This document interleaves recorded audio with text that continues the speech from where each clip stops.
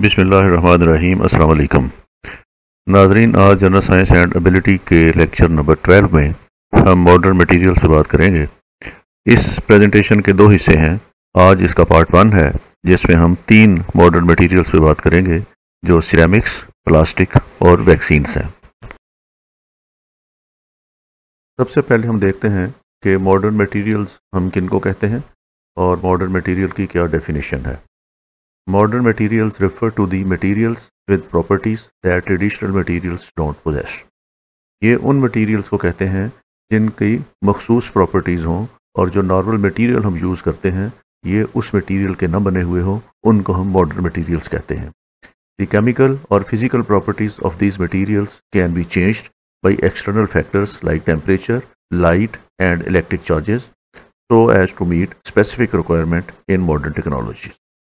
इन materials को specially treat किया जाता है to give them certain characteristics, और इसमें इनकी केमिकल और फिजिकल प्रॉपर्टीज़ को चेंज किया जाता है और उसके लिए टेम्परेचर या हीट इस्तेमाल की जाती है, लाइट इस्तेमाल की जाती है या उसमें इलेक्ट्रिकल चार्ज इस्तेमाल किया जाता है। तो modern materials are developed through the invention of new and improved processes as a result of man made materials or human interventions but not naturally occurring changes.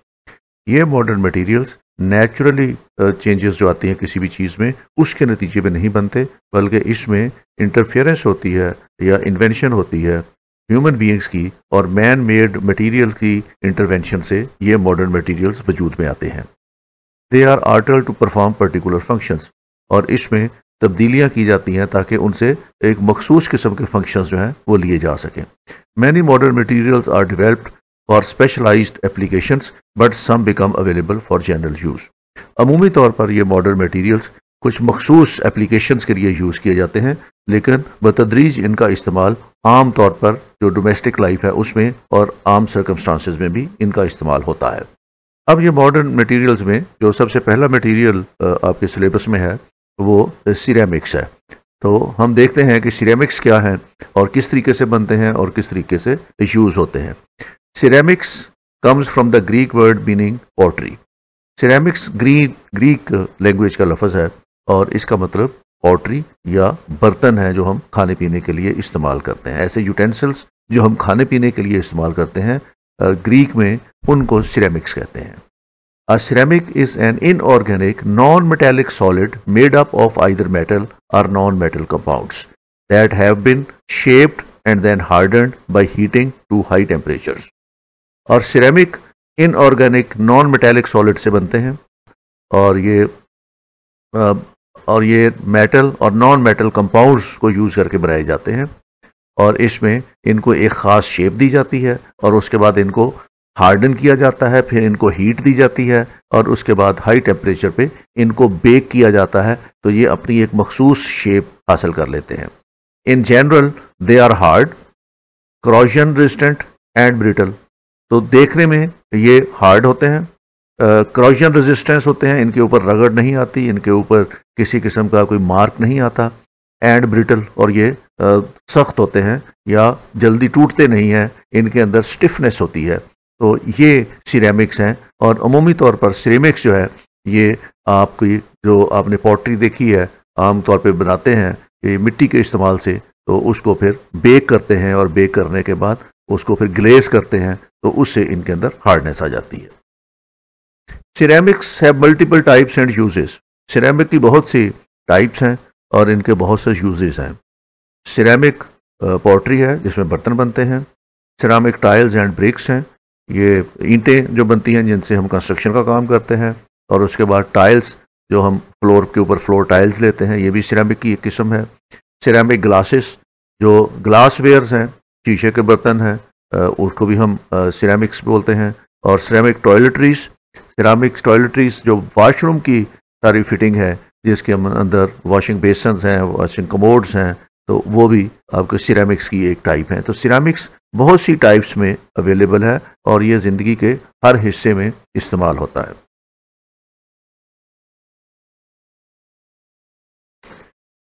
Ceramic का सबसे ज़्यादा इस्तेमाल और इब्तदाई इस्तेमाल ये सिरेमिक पॉटरी की सूरत में हुआ और ये पॉटरी 3 किस्म की है जिसमें एक अर्थनवेयर है, जो मिट्टी के बर्तन हैं, इनको कैसे बेक किया जाता है, कैसे पकाया जाता है।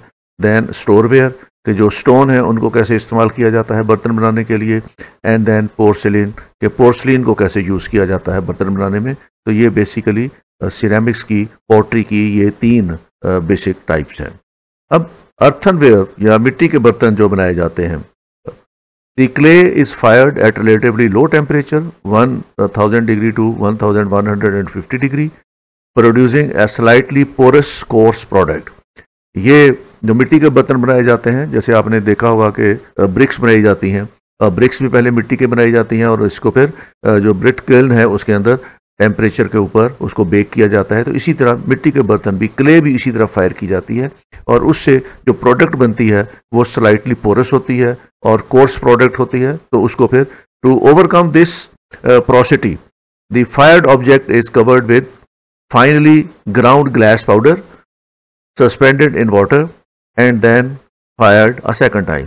तो उसको फिर ग्लेज किया जाता है और ग्लेज करने के लिए उसके ऊपर, मिट्टी के बर्तनों के ऊपर मुख्तलिफ नक्शो नगार बनाए जाते हैं और उसको पाउडर लगा के, ग्राउंड ग्लास पाउडर जो पीसा हुआ शीशा है उसका पाउडर बना के, तो उसको फिर ग्लेज के ऊपर उसके ऊपर किया जाता है बर्तन के ऊपर।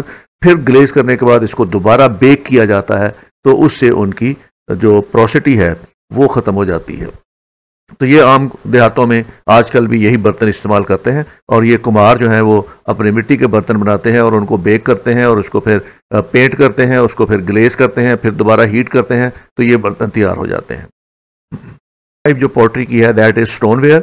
Clay is fired at a higher temperature above 1200 degree centigrade until made glass like, जिसको विट्रिफिकेशन कहते हैं। तो उससे इसको जब ज़्यादा हीट पे किया जाता है स्टोनवेयर क्ले को, तो उससे ये 1200 डिग्री टेम्परेचर पे जब हम इसको हीट अप देते हैं तो ये ग्लास लाइक चीज़ें बन जाती हैं। Because stoneware is non porous, glaze is applied only for decoration. तो इसके ऊपर आपने देखा होगा कि जो मार्बल की प्लेटें हैं और डिनर सेट हैं, उनके ऊपर फिर डेकोरेशन के लिए जो ग्लेज्ड पाउडर इस्तेमाल किया जाता है और उसके ऊपर फिर वो फूल वगैरह बनाए जाते हैं, तो ये डेकोरेशन के लिए होता है। It is a sturdy, chip resistant and durable material suitable for use in kitchen for cooking, baking, storing liquids and as serving dishes। जो स्टोनवेयर से बर्तन बनाए जाते हैं ये कुकिंग के लिए इस्तेमाल होते हैं, बेकिंग के लिए इस्तेमाल होते हैं, माइक्रोवेव ओवन के अंदर इस्तेमाल होते हैं, ये आपके बर्नर्स के अंदर इस्तेमाल होते हैं, और storing liquids and serving dishes, ये खाने के डाइनिंग टेबल के ऊपर जो है वो प्लेटें और कटलरी और इनके साथ इस्तेमाल किए जाते हैं। तो ये स्टोनवेयर्स हैं। जो है ये पोर्सिलेन है। Porcelain is a very hard transparent white ceramic originated in China, और ये उर्फ़ आम में आप जो चाइना के बर्तन हैं ये उसको पोर्सिलेन कहते हैं। Used to make plates, cups, vases and other works of fine art, जिसको हम फाइन चाइना भी कहते हैं, तो इसको ये पोर्सिलेन है। To make porcelain small amount of glass, granite and feldspar minerals are ground up with fine white kaolin clay. मिट्टी के साथ इसमें ग्लास को और ग्रेनाइट को मिला के तो देन इट इज़ नेडेड, इसको फिर गूंदा जाता है जैसे मिट्टी को गूंदते हैं बर्तन बनाने के लिए, एंड वर्कड इनटू शेप, और इसको उस बर्तन की शेप दे दी जाती है। Then fired in a kiln to between 1200 to 1450। इसको फिर बड़े हाई टेम्परेचर के ऊपर इसको बेक किया जाता है और उससे ये फिर पोर्सिलेन बन जाती है। Decorative glaze are then applied followed by further firing. इसके ऊपर फिर इसको ग्लेज किया जाता है, दोबारा ग्लेज के लिए इसको हीटअप किया जाता है ताकि वो अच्छे तरीके से ग्लेज हो जाए, तो इसको हम पोर्सिलेन कहते हैं।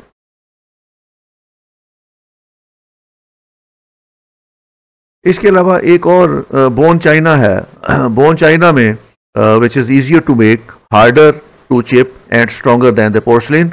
इसमें जो है वो कैटल बोन्स की क्ले इस्तेमाल की जाती है।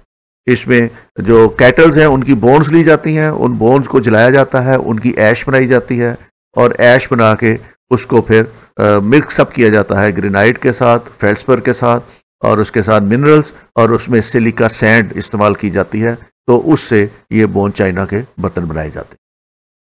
अब कुछ न्यू मटेरियल्स में एडवांस्ड सिरेमिक्स भी हैं, और एडवांस सिरेमिक्स में मेटल्स यूज़ की जाती हैं, और advance ceramics are not clay based, ये क्ले बेस्ड नहीं है, instead they are either based on oxides और non oxides or combination of the two. इसमें जो मेटल्स हैं उनकी ऑक्साइड्स और नॉन ऑक्साइड्स को इस्तेमाल किया जाता है या दोनों के कॉम्बिनेशन से इस्तेमाल किया जाता है, तो इससे ये नई वैरायटी जो है सिरेमिक्स की वो बनाई जाती है, जिसको उर्फ़ आम में हम कहते हैं कि ये जो प्रेशर कुकर्स हैं या कुकिंग यूटेंसिल्स हैं या ये सिल्वर के जो बर्तन बनाए जाते हैं, देगचे हैं, इस तरह के बर्तन जो बनाए जाते हैं वो हमारे जो है वो नॉन क्ले बेस्ड हैं। तो इसमें जो ज़्यादा चीज़ें यूज़ की जाती हैं, typical oxides used are aluminium में एल्यूमिनियम ऑक्साइड इस्तेमाल किया जाता है, और उसके बाद जिरकोना, और इसमें जिरकोना ऑक्साइड इस्तेमाल किया जाता है।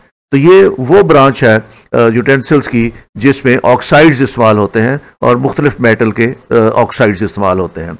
इसके बाद जो नॉन ऑक्साइड्स हैं उसमें कार्बाइड्स, बोराइड्स, नाइट्राइड्स और सिलिसाइड्स, इसके जो है वो नॉन ऑक्साइड्स इस्तेमाल होते हैं। इसमें बोरॉन कार्बाइड B4C और silicon carbide CIC and molybdenum disilicides MOSI2। तो ये मॉडर्न मटेरियल्स हैं जिनको हम सिरेमिक्स के लिए इस्तेमाल किया जाता है, और इसमें मेटल की ऑक्साइड्स और नॉन ऑक्साइड्स को यूज़ करके नई कॉम्बिनेशंस के साथ मेटल यूज़ करके तो फिर ये बर्तन बनाए जाते हैं।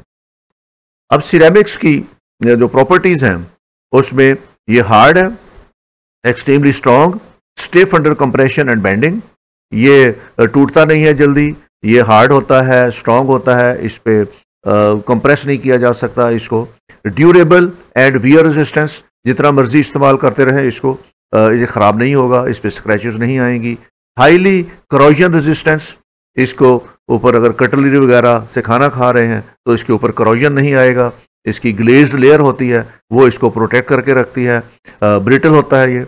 हाई मेल्टिंग पॉइंट, क्योंकि ये मेल्टिंग पॉइंट इसका 1100 या 1200 डिग्री पे इसको बेक किया जाता है, तो जितना मर्जी खाना गर्म कर ले ये इसका मेल्टिंग पॉइंट नहीं आता।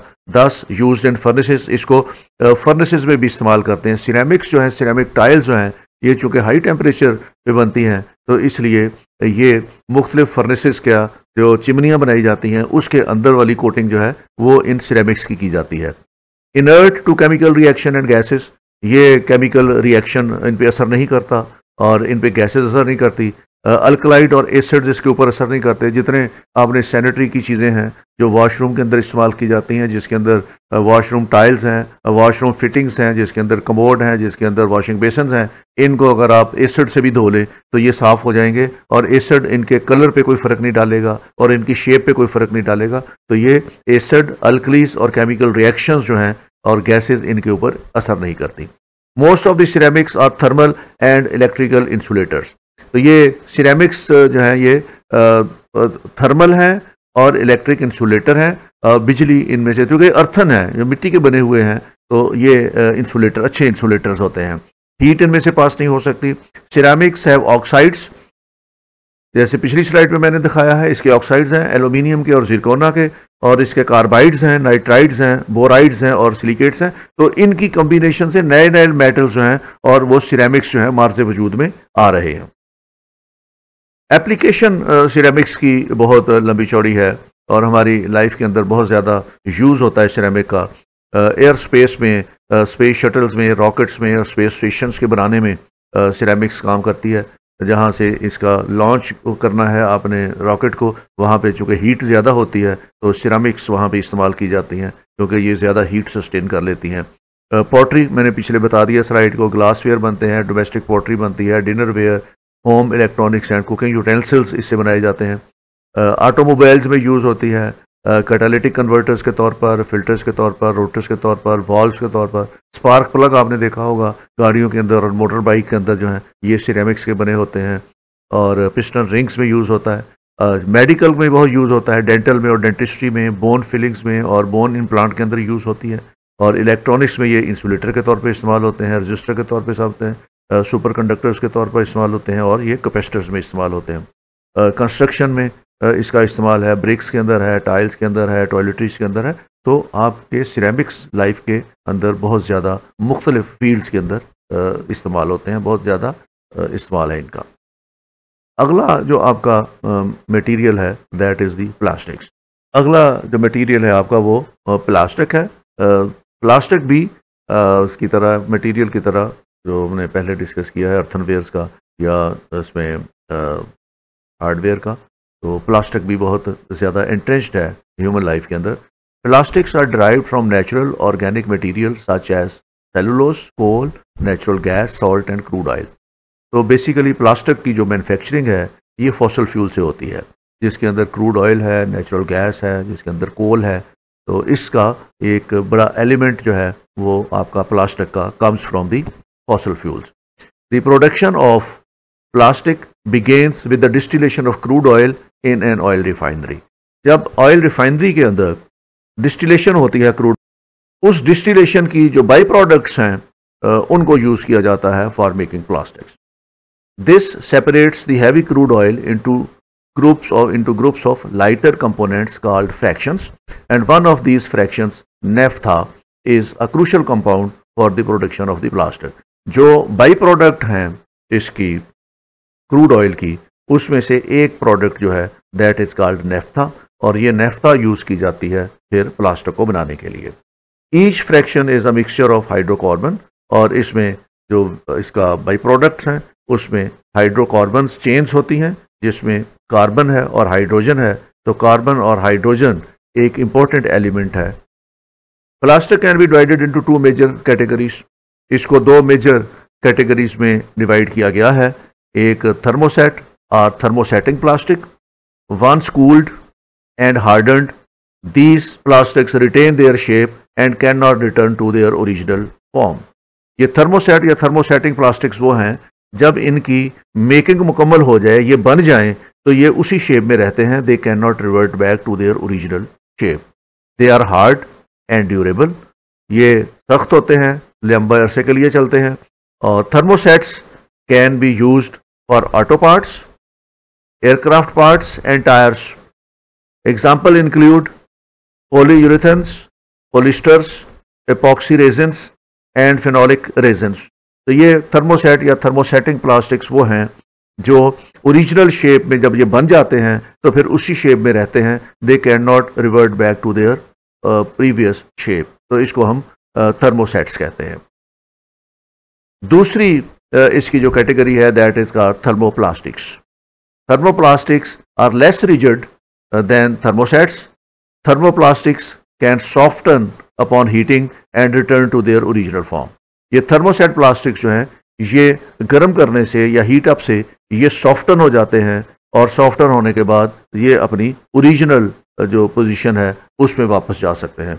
दे are easily moulded and extruded into films, fibres and packages. तो इसको बड़ी आसानी के साथ आप मोल्ड कर सकते हैं बाकी चीज़ें बनाने के लिए। और example include polythene, polypropylene and polyvinyl chloride, ये PVC। इससे आप आमतौर पे आगाह होंगे, ये जितने भी सैनिटरी फिटिंग के पाइप हैं इसको हम इस मटेरियल से बने होते हैं जिसको हम PVC पाइप कहते हैं। तो ये थर्मोसेट प्लास्ट है जो अगर इनको हीट दी जाए तो ये अपनी ओरिजिनल फॉर्म में they can return to the original form. और ये लेस रिजिड होते हैं, और जो थर्मोसेट होता है वो ज़्यादा रिजिड होते हैं। अब प्लास्टिक बनाने का जो प्रोसेस है, two main process are use to produce plastics. तो दो इसमें प्रोसेस हैं जिसके ज़रिए प्लास्टिक बनाया जाता है। एक इसका प्रोसेस है पॉलीमराइजेशन और दूसरा है पॉलीकंडेंसेशन। तो ये दो प्रोसेस हैं जिनके ज़रिए प्लास्टिक बनाया जाता है, and they both require specific catalyst. और इसमें प्लास्टिक बनाने के लिए इनको कैटालिस्ट की ज़रूरत होती है। Polymerization is a process of reacting monomers molecules together in a chemical reaction to form polymer chains और 3-dimensional network। तो polymerization क्या है? इसमें मोनोमर्स मॉलिक्यूल जो हैं उनको केमिकल रिएक्शन के जरिए पॉलीमर चेन्स में तब्दील किया जाता है। There are 2 types of polymerization reactions, और ये पोलीमराइजेशन का रिएक्शन के 2 टाइप का है। एक एडिशन पोलीमराइजेशन है जिसको हम चेन रिएक्शन भी कहते हैं, और दूसरा कंडेंसेशन रिएक्शन या कंडेंसेशन पॉलीमराइजेशन है जिसको स्टेप रिएक्शन भी कहते हैं। प्लास्टिक बनाने का दूसरा तरीका पॉलीकंडेंसेशन है। Condensation polymers are any kind of polymers whose process of polymerization involves a condensation reaction। इसमें कंडेंसेशन रिएक्शन के जरिए जब प्लास्टिक बनाए जाते हैं तो उसको हम पॉलीकंडेंसेशन कहते हैं।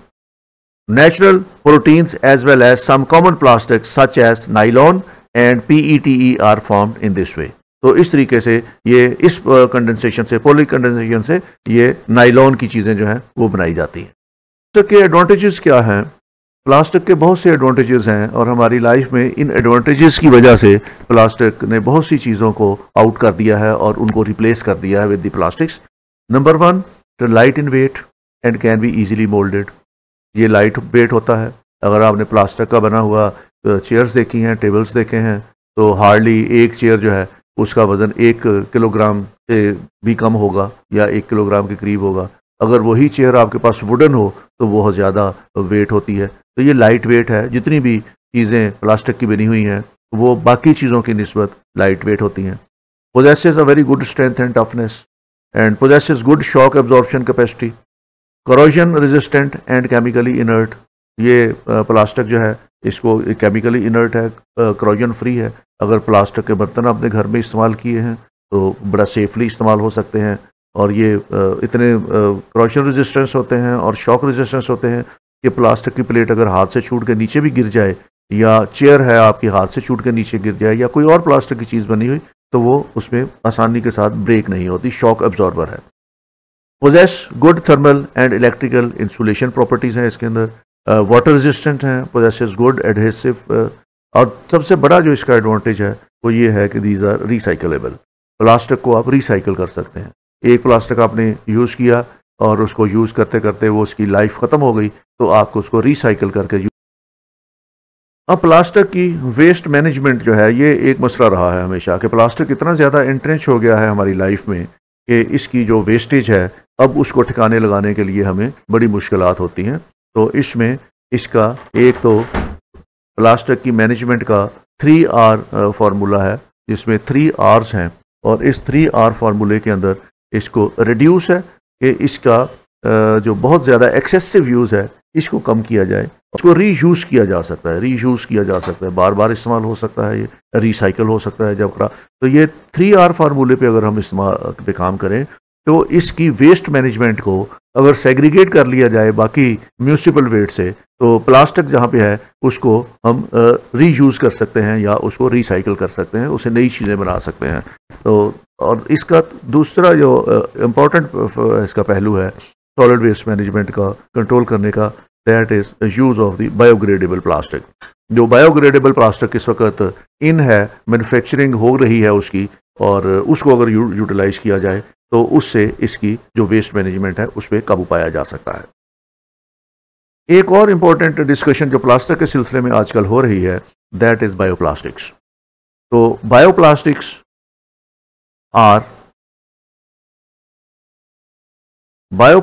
are made substantially from renewable plants material such as cellulose and starch। इसको जो है वो प्लांट से, रीन्यूएबल प्लांट से बनाया जाता है और मोस्टली इसमें स्टार्च यूज़ की जाती है या सेलुलोज यूज़ किया जाता है।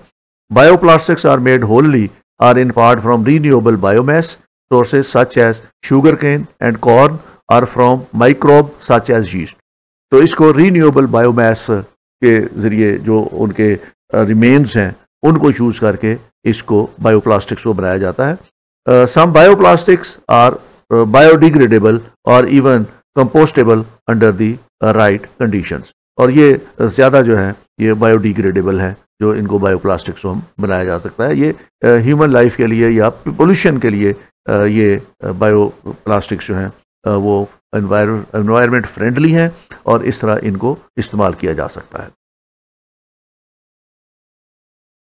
Bioplastics made from renewable sources can be naturally recycled by biological processes, thus limiting the use of fossil fuels and protecting the environment। तो जो इस तरीके से बायोप्लास्टिक्स बना सकते हैं, जैसे बायोमास है उसको हम यूज़ कर सकते हैं बायोलॉजिकल प्रोसेस के ज़रिए as a alternate of the fossil fuels, तो इसको भी बायोप्लास्टिक को भी हम उसी तरीके से यूज़ कर सकते हैं। Bioplastics are sustainable, largely biodegradable and biocompatible. Bioplastics have many industrial applications such as food packaging, agriculture and horticulture, composting bags and hygiene. ये इसका बायोप्लास्टिक्स का बहुत ज़्यादा यूज़ है। इसको हम पैकेजिंग में यूज़ कर सकते हैं या हॉर्टिकल्चर में यूज़ कर सकते हैं या हाइजीनिक है, इसलिए इसका इस्तेमाल आम लाइफ के अंदर भी हम बड़े आराम के साथ कर सकते हैं। Bioplastics have also found their use in biomedical, structural, electrical and other consumer products. Packaging has been and still is one of the most common use of bioplastic, but there is a growth of other areas such as textiles and automotive applications. तो bioplastic जो अब replace कर रहा है ordinary plastic को, because it is human friendly, it is environment friendly, it is easy to use and it can be biodegradable है। इसको हम फिर कन्वर्ट भी कर सकते हैं टूवर्ड्स दी बायोफ्यूल इस्तेमाल कर सकते हैं और इसका बाकी चीज़ों पर भी इस्तेमाल कर सकते हैं।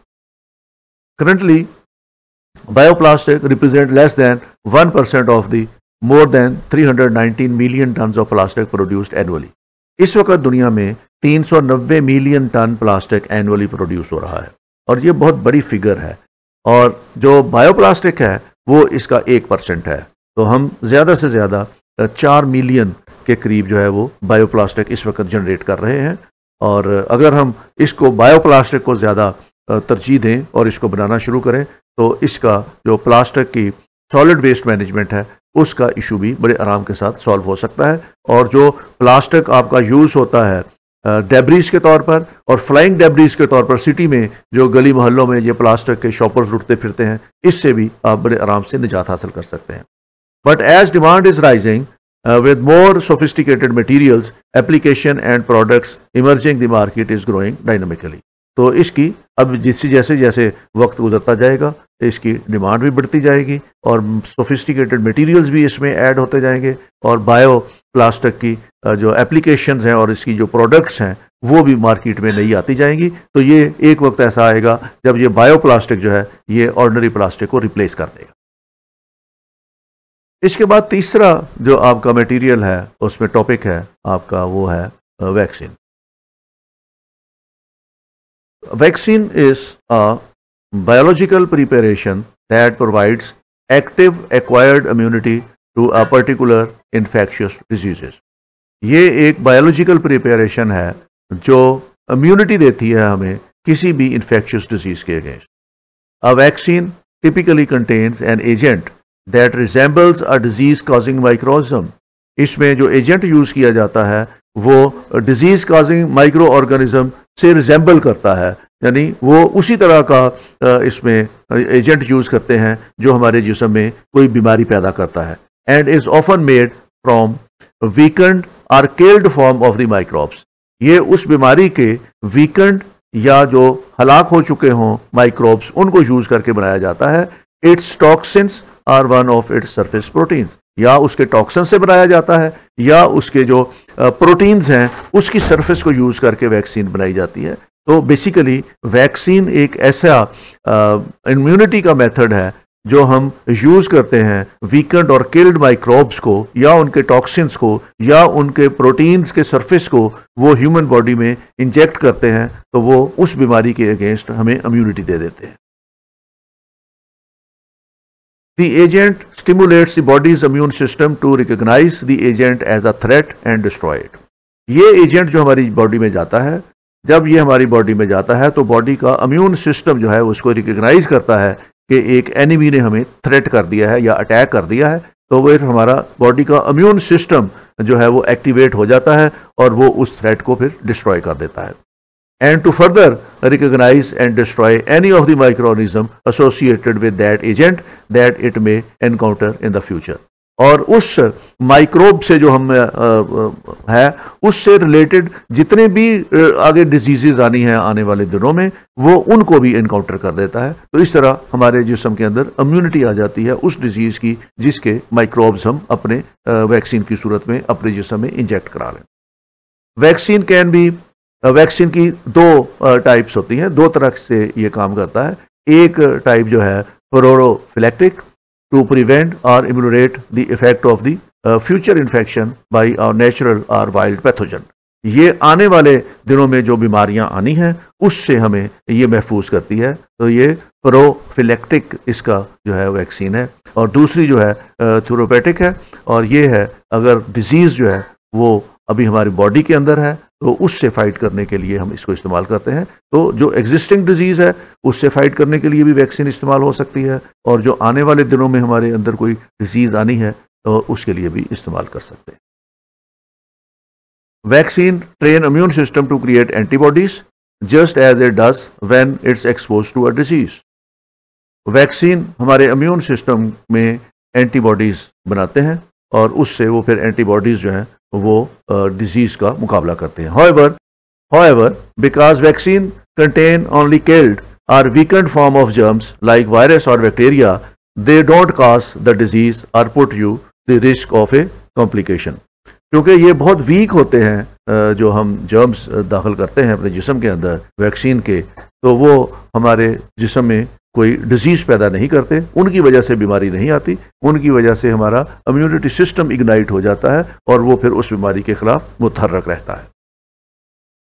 Edward Jenner is founder of vaccinology in the west in 1796। West 1796 में उन्होंने पहला एक्सपेरिमेंट किया after he inoculated a 13 years old boy with vaccinia virus, cowpox का वायरस को दिया, and demonstrated immunity to smallpox, और उससे स्मॉल बॉक्स की इम्यूनिटी आ गई। ये 1796 में एडवर्ड जेनर ने ये एक्सपेरिमेंट किया। इन 1798 the first smallpox vaccine was developed. Over the 18th and 19th century, systematic implementation of mass smallpox immunization culminated smallpox by its global eradication in 1979. तो 1798 में स्मॉल पॉक्स की फिर वैक्सीनेशन आ गई, और उसके बाद ये स्मॉल पॉक्स की वैक्सीनेशन अल्टीमेटली 1979 में उन्होंने WHO ने कहा कि अब पूरी दुनिया से स्मॉल पॉक्स जो है वो ख़त्म हो गई है। तो इस तरह इम्यूनाइजेशन जो थी स्मॉल पॉक्स की, उसने इस बीमारी को दुनिया से ख़त्म कर दिया। Louis Pasteur experiment spearheaded the development of live attenuated cholera vaccine and inactivated anthrax vaccine in humans 1897 and 1904 respectively. Louis Pasteur ने फिर 2 एक्सपेरिमेंट किए, और उसने 1898 में कॉलरा वैक्सीनेशन, और ये एटीन्यूटेड कॉलरा वैक्सीनेशन थी, और 1909 में इनएक्टिवेटेड एंथ्रैक्स वैक्सीनेशन उसने दरियाफ्त की। और इस तरह plague vaccine was also invented in the 19th century। Between 1819 and 1950 bacteria vaccine development proliferated including the bacillus Calmette Guerin, जिसको BCG कहते हैं, vaccination which is still in use today, और ये बच्चों को अब भी BCG की वैक्सीनेशन दी जाती है। अब the administration of vaccine is called vaccination. जब किसी शख्स को वैक्सीन दी जाए तो उस प्रोसेस को हम कहते हैं that is vaccination. Vaccination is the most effective method of preventing infectious diseases. Widespread immunity due to the vaccination is largely responsible for the worldwide eradication of smallpox and the restriction of the diseases such as polio, measles, tetanus from the world. तो इस तरह ये vaccination जो है, इससे बहुत सी बीमारियां जो हैं वो उनसे बचा जाता है, और ये बहुत कारगर साबित होती है डिजीज़ में। स्मॉल पॉक्स कम्प्लीटली रेडिकेट हो गई है, और इसमें पोलियो बहुत कम है। चंद एक मुल्कों में, पाकिस्तान समेत 3 या 4 मुल्क हैं जहाँ पोलियो जो है वो मौजूद है, बाकी तमाम दुनिया से ख़त्म हो गया है। मीज़ल्स, और इसके बाद टेटनस, और रिसेंटली अगर आप देखें तो कोरोना वायरस की जो वैक्सीनेशन थी, उससे कोरोना भी जो है वो इस वक्त बहुत ज़्यादा हद तक अंडर कंट्रोल है। Effectiveness of the vaccination has been widely studied and verified. For example, vaccine that have proven effective including the influenza vaccine. Influenza की वैक्सीन बहुत इफेक्टिव है। HPV vaccination and the chickenpox vaccination. The World Health Organization reports that licensed vaccines are currently available for 25 different preventable infections. तो इस वक्त 25 के करीब बीमारियां हैं जिनकी वैक्सीनेशन दुनिया में अवेलेबल है, और ये लोगों को एडमिनिस्टर की जा रही है। और ये वैक्सीन जो इस वक्त अवेलेबल है डिफरेंट डिजीजेस के अगेंस्ट, उनमें cervical cancer, cholera, diphtheria, hepatitis B, influenza, Japanese encephalitis, measles, meningitis, mumps, pertussis, pneumonia, polio, rabies, rotavirus, rubella, tetanus, typhoid, varicella और येलो फीवर और कोरोना।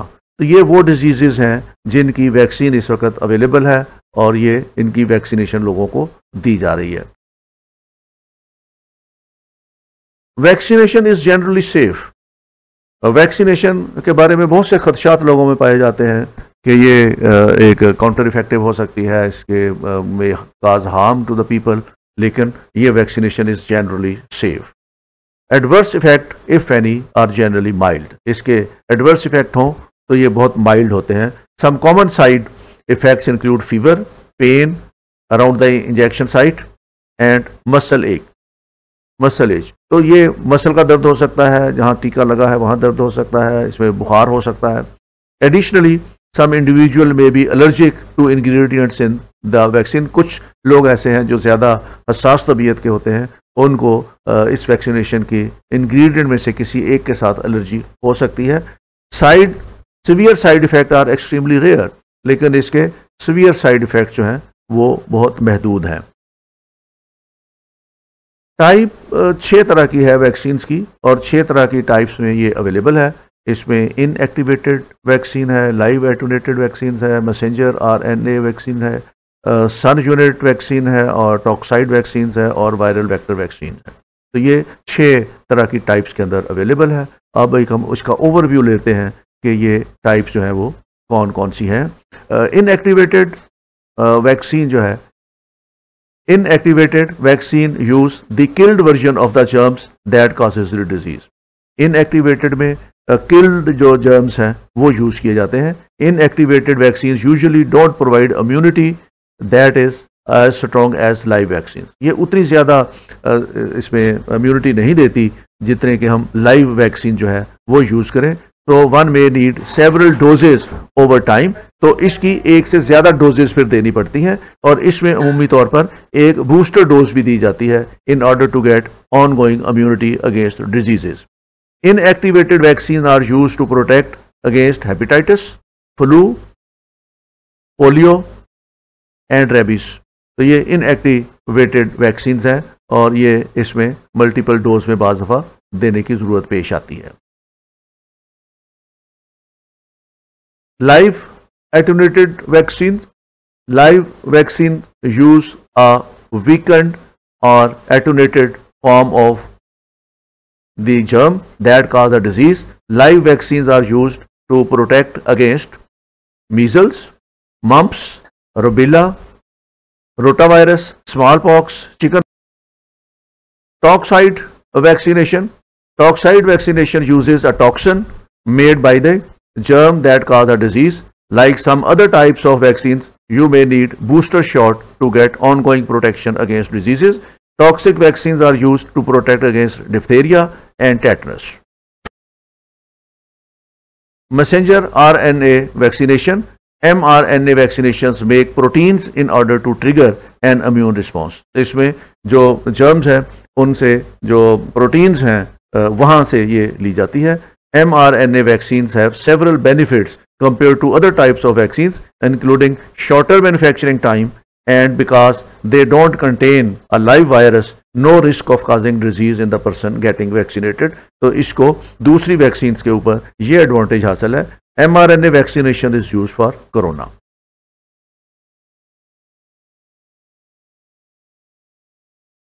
इसके बाद last one is the viral vector vaccine. Some vaccine recently used for Ebola outbreak have used viral vector technology, and a number of studies have focused on viral vector vaccines against other infectious diseases such as Zika, flu, and HIV. Scientists used this technology to make COVID-19 vaccine as well. और इसका जो viral vector vaccine है ये कोविड-19 के against बड़ी effective साबित हुई है। इसके बाद द लास्ट वन इज सब यूनिट कंजुगेट वैक्सीन। सब unit recombinant polysaccharide and conjugate vaccines are specific piece of germs like its proteins, sugar or capsid or casing around the germ. Hepatitis B, HPV, whooping cough, pneumococcal diseases और meningococcal diseases and shingles. तो ये इसके सब unit जो है ये vaccine इस तरह बनाई जाती है। इसके अलावा एक इम्यूनाइजेशन स्कीम है और एक इम्यूनाइजेशन शेड्यूल है जो छोटे बच्चों को 5 साल से कम उम्र के बच्चों को मुख्तलिफ बीमारियों से हिफाजत के टीके लगाए जाते हैं, उसको हम कहते हैं इम्यूनाइजेशन शेड्यूल।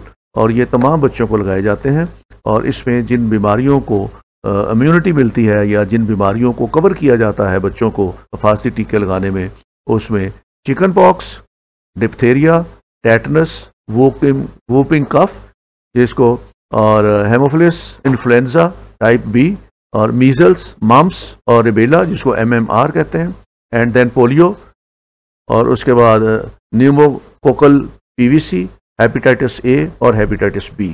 तो ये बच्चों के इम्यूनाइजेशन शेड्यूल में ये 8 किस्म की बीमारियां हैं जो कवर की जाती हैं और इन बच्चों को इसकी वैक्सीनेशन दी जाती है।